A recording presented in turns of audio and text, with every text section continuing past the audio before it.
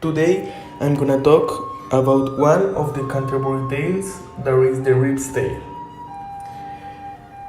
The language of the reeves tale is characterized by the distinct Northern Middle English speak of Alan and John. We can see the first example in English of an author trying to imitate a dialect not his own. There are many Northernisms in the clerk's speech. These include the replacement of O's with A's, so that word like home becomes hame. Also, there's a usage of Scandinavian words like hidden for however. We can see the replacement of the H at the end of words with IK, so that the word like wilch becomes wilk. Also, in this tale, it is possible that the narrator have tried to imitate the accent in a comic way. The two persons talk in a very formal way, excluding thinking. And the way to talk of John and Alan seem them like two persons allowed to the south of England. The reeves tale makes to you see how the language can separate the people around the world.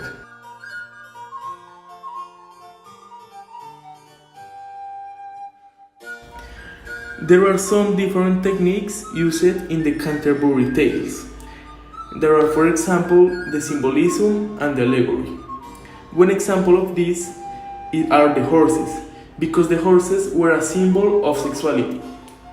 This means that the horses do the role to be a symbol of sexuality. Another technique or literary device used in the reeves tale is the setting, because the narrator is very specific and clear, describing the situation and the ubication of the story. In the reeves tale, the ubication is Trumpington.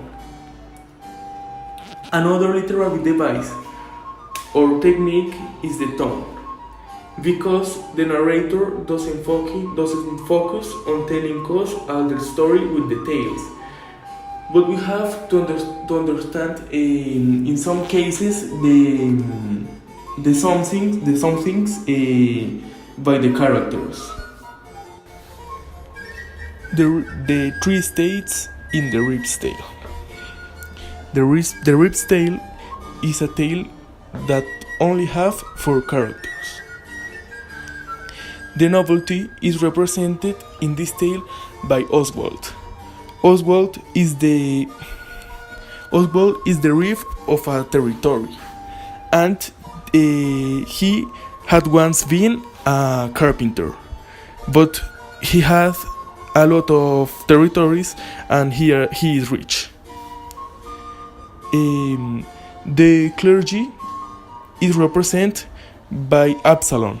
There is a religious young guy.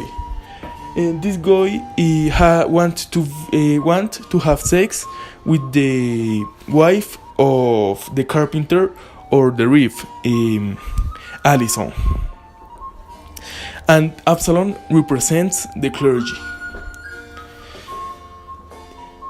The student of astrology, Nicholas, he represents the peasants. He represents the peasants because he don't have money, and he have to live with the carpenter because he don't have money for pay a house between the university, and the only house between the university or around the university is the house of the carpenter.